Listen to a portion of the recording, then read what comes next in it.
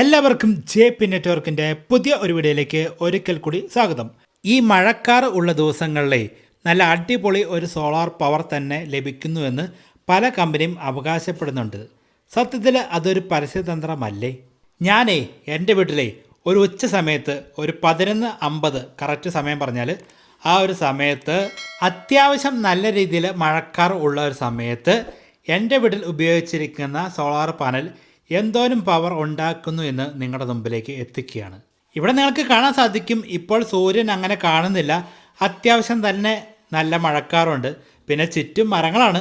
പക്ഷേ എങ്കിൽ രാവിലെ തൊട്ട് വൈകുന്നേരം വരെ എൻ്റെ വീട്ടിൽ സൂര്യനുള്ള സമയത്ത് നല്ല രീതിയിൽ സൂര്യപ്രകാശം ഈ പറയുന്ന സോളാർ പാനലിലേക്ക് കിട്ടുന്നുണ്ട്. മരങ്ങൾ വളരെ ഉയരത്തിൽ തന്നെ നിൽക്കുന്നതുകൊണ്ട് നമ്മളാണെങ്കിൽ നല്ല രീതിയിൽ ഹൈറ്റിൽ വെച്ചിരിക്കുകയാണ് സോളാർ പാനൽ. അതിനായിട്ട് നമ്മൾ ഇതിൻ്റെ കമ്പിക്ക് തന്നെ സ്റ്റാൻഡ് പണിയാൻ വേണ്ടി ഏകദേശം 15,000 രൂപ മുകളിൽ ചിലവാക്കിയിട്ടുണ്ട്. പിന്നെ ഇതിൻ്റെ വെൽഡിംഗ് വർക്കൊക്കെ നമ്മൾ തന്നെ സ്വന്തമായിട്ട് ചെയ്തുകൊണ്ട് ആ ഒരു പണിക്കാശ് മാത്രമില്ല. വീഡിയോ കണ്ടിട്ട് നിങ്ങൾക്ക് ഇഷ്ടപ്പെടാൻ ദയവായി ലൈക്ക് അടിച്ച് ഒന്ന് സപ്പോർട്ട് ചെയ്യുക. പിന്നെ നിങ്ങളുടെ അഭിപ്രായങ്ങളും നിർദ്ദേശങ്ങളും സംശയങ്ങളും താഴെ കമൻറ്റ് ചെയ്ത് അറിയിക്കാം.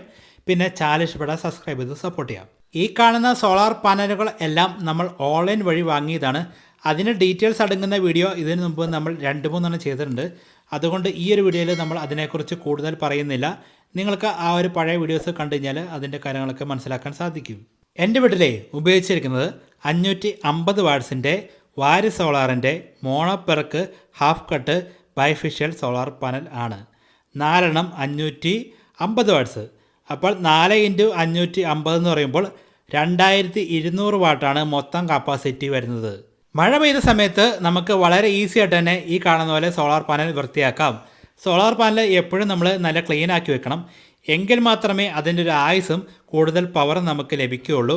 ഇത് ഒരുപാട് കാലമായിട്ട് നമ്മൾ ക്ലീൻ ചെയ്തില്ലെങ്കിൽ ഇതിനകത്ത് ഒരു തരം പായൽ പിടിക്കും. അത് പിടിച്ചു കഴിഞ്ഞാൽ പിന്നെ സോപ്പൊക്കെ ഉപയോഗിച്ചിട്ട് ക്ലീൻ ആക്കേണ്ടി വരും. അങ്ങനെ ക്ലീൻ ആക്കുമ്പോൾ പിന്നെ പെട്ടെന്ന് ഈ പറഞ്ഞ പാഴയും മറ്റു കാര്യങ്ങളൊക്കെ പിടിച്ച് നാശമാവാൻ ചാൻസ് ഉണ്ട്. ഞാനേ ആമസോണിൽ നിന്ന് വാങ്ങിയ വലിയൊരു മോപ്പുണ്ട്. അത് വെച്ചാണ് ക്ലീൻ ചെയ്യുന്നത്. നമ്മുടെ ഹോസ്പിറ്റലിലൊക്കെ തറ ക്ലീൻ ആക്കുന്ന ഒരു മോപ്പില്ലേ, അത് തന്നെ സംഭവം. അടിപൊളിയായിട്ട് ക്ലീൻ ചെയ്യാൻ പറ്റുന്നുണ്ട് കേട്ടോ. വളരെ ഈസി ആയിട്ട് ചെയ്യാൻ പറ്റും. മഴക്കാലത്ത് ഈ ഒരു മോപ്പ് എടുത്ത് ക്ലീൻ ചെയ്യും. ഇത് പാനലിൻ്റെ അടിയിൽ തന്നെ ഇരിക്കുന്നുണ്ട്. മറ്റേത് നമ്മൾ ആവശ്യം കഴിയുമ്പോൾ എടുത്ത് വയ്ക്കും. കാരണം തുരുമ്പ് പിടിക്കുന്നുണ്ട് അതിൻ്റെ ആ ഒരു കമ്പിക്കൊക്കെ.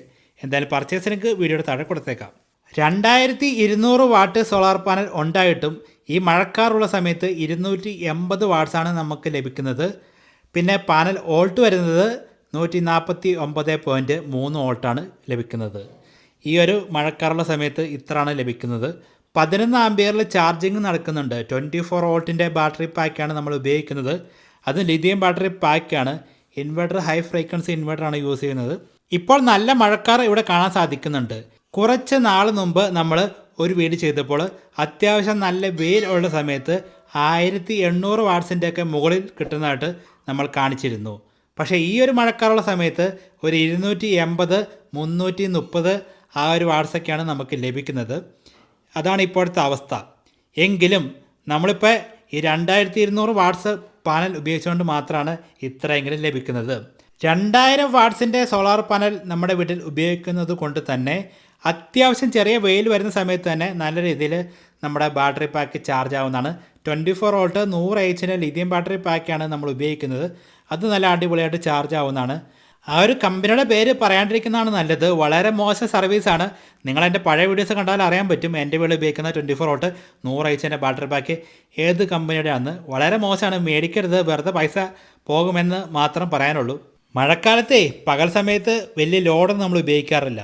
സൂര്യപ്രകാശമുള്ള സമയത്താണെങ്കിൽ ഇൻഡക്ഷൻ കുക്കർ ഉൾപ്പെടെ ഒരുപാട് കാര്യങ്ങൾ ഉപയോഗിക്കുന്നുണ്ട്. മഴക്കാലത്ത് അങ്ങനെ ലോഡൊന്നും ഉപയോഗിക്കാത്തതുകൊണ്ട് തന്നെ ഈ പറയുന്ന പോലെ ലിഥിയം ബാറ്ററി പാക്ക് വൈകിട്ടാകുമ്പോഴത്തേക്കും ഏകദേശം ഒരുമാതിരി ചാർജ് കയറുന്നതാണ്. രാവിലെ പിറ്റേ ദിവസം വരെ ഓടാനുള്ള എല്ലാ സെറ്റപ്പും ഉണ്ട്. മഴക്കാലത്ത് ചെറിയൊരു നിയന്ത്രണമൊക്കെ വരുത്തി കഴിഞ്ഞ് കഴിഞ്ഞാൽ KSEBിയുടെ ഒരു സഹായമില്ലാണ്ട് തന്നെ മഴക്കാലത്ത് നമുക്ക് നല്ല സൂപ്പറായിട്ട് ഈ പറഞ്ഞ പോലെ ലിഥിയം ബാറ്ററി പാക്കൊക്കെ വെച്ചിട്ട് കുറച്ച് സോളാർ പാനൽ കൂടുതൽ വെച്ച് കഴിഞ്ഞാൽ ഓടിക്കാന്നേ ഉള്ളൂ. പിന്നെ എൻ്റെ വീടിൻ്റെ പുറത്തൊക്കെ രാത്രിയിൽ ലൈറ്റ് കൊടുക്കുന്നത് ഇപ്പോഴും DC സോളാർ സെറ്റപ്പ് ഇതിനാണ്. ഞാൻ നോക്കിയിട്ട് മഴക്കാലത്തും ഇടിവെട്ടുള്ള സമയത്തും DC സോളാർ സെറ്റപ്പാണ് ലാഭകരവും നമുക്ക് കൂടുതലായിട്ടൊരു ബാക്കപ്പ് ലഭിക്കുന്നതും.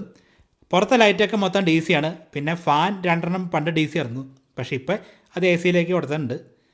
ഇനി അതിൻ്റെ ടെസ്റ്റിംഗ് ഒക്കെ മഴക്കാലമൊക്കെ കഴിഞ്ഞിട്ട് സമയം കിട്ടുമ്പോൾ തുടങ്ങണം. അപ്പോൾ അതിൻ്റെ കൂടുതൽ ഡീറ്റെയിൽസ് അടങ്ങിയ വീഡിയോ ചെയ്യുന്നതാണ് DC സെറ്റപ്പിൻ്റെ.